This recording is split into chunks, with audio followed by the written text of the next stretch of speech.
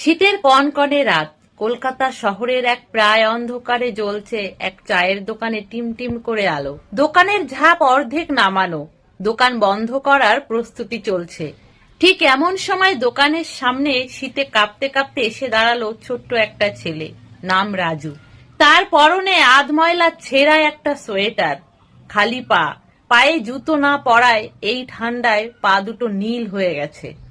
তাকে দেখে দোকানের মালিক একটু বিরক্ত মুখেই বলল, কি চাই তোর? দোকান এখন বন্ধ, যা। রাজু কাঁপা কাঁপা গলায় একটু ভয়ের সাথেই বলল, এক প্লেট খিচুড়ি হবে কাকু? তার চোখ দুটো তখন দোকানের ভিতরে রাখা খিচুড়ির সেই বড় হাঁড়িটার দিকে।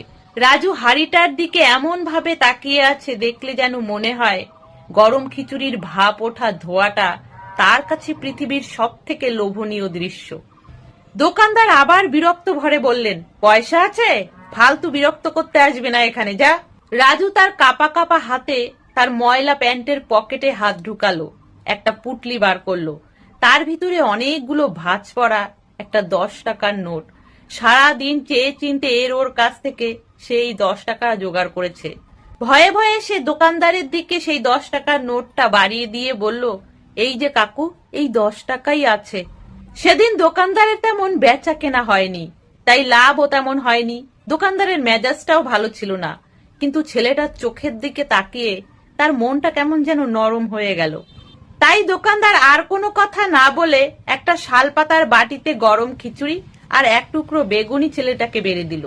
রাজু গরম খিচুড়ির প্লেটটা নিয়ে দৌড়ে চলে গেল না, সে দোকানের সামনেই ফুটপাতের এক কোণে বসে পড়ল। কিন্তু সে খাওয়া শুরু করলো না, শুধু খিচুড়ির প্লেটটার দিকে তাকিয়ে রয়েছে আর মাঝে মধ্যে এদিক ওদিক তাকাচ্ছে, যেন কারোর অপেক্ষা করছে। দোকানদার অনেকক্ষণ ধরেই রাজুর দিকে খেয়াল করছিল। দোকানদার একটু অবাকই হলো যে ছেলেটাকে দেখে তো মনে হয় সারাদিন তেমন ভাবে খাওয়া জোটেনি, অথচ গরম খাবার সামনে নিয়ে বসে আছে, এখনো খাচ্ছে না কেন? দোকানদার কৌতূহল চাপতে না পেরে রাজুর কাছে গিয়ে বলল, কিরে, এখনো খাচ্ছিস না কেন? বসে আছিস কেন? এরপরে তো ঠান্ডা হয়ে যাবে, আর ভালো লাগবে না। নে নে, তাড়াতাড়ি খেয়ে নে। রাজু চমকে উঠে প্লেটটা আড়াল করার চেষ্টা করলো, তারপরে নিচু গলায় বলল, আমি ওর জন্য অপেক্ষা করছি। দোকানদার তখন জানতে চাইলেন, কার জন্য অপেক্ষা করছিস তুই?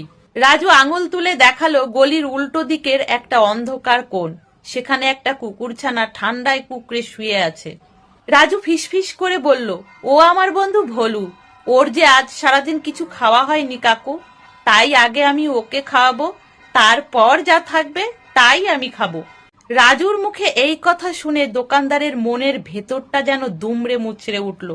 সে মনে মনে ভাবল যে আজ সারাদিনের সামান্য লোকসানের জন্য তিনি কত আফসোস করছিলেন, আর এইটুকু ছেলে তার সারাদিনের একমাত্র খাবার রাস্তার একটা কুকুরের সঙ্গে ভাগ করে খাওয়ার জন্য এই ঠান্ডায় খিদা পেটে বসে আছে।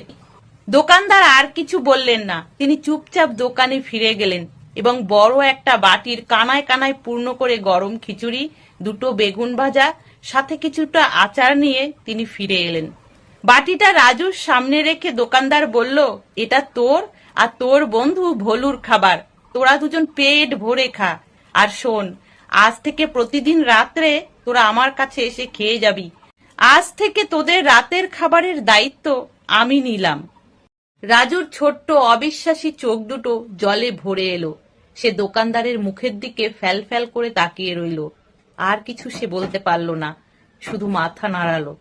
সেই কনকনে শীতের রাতে টিমটিমে আলোর নিচে একটি ছেলে ও একটি কুকুরছানা ভাগ করে খাচ্ছিল এক বাটি গরম খিচুড়ি। আর একটু দূরে দাঁড়িয়ে একজন সাধারণ দোকানদার আবিষ্কার করছিলেন পৃথিবীর সব থেকে সুন্দর দৃশ্য। তিনি সেদিন শুধু খিচুড়ি দেননি, দিয়েছিলেন একরাশ উষ্ণতা আর একটু ভরসা। তাহলে বন্ধুরা, ছোট্ট এই গল্পটা কেমন লাগলো অবশ্যই কমেন্টে জানিও। সকলে ভালো থেকো, সুস্থ থেকো।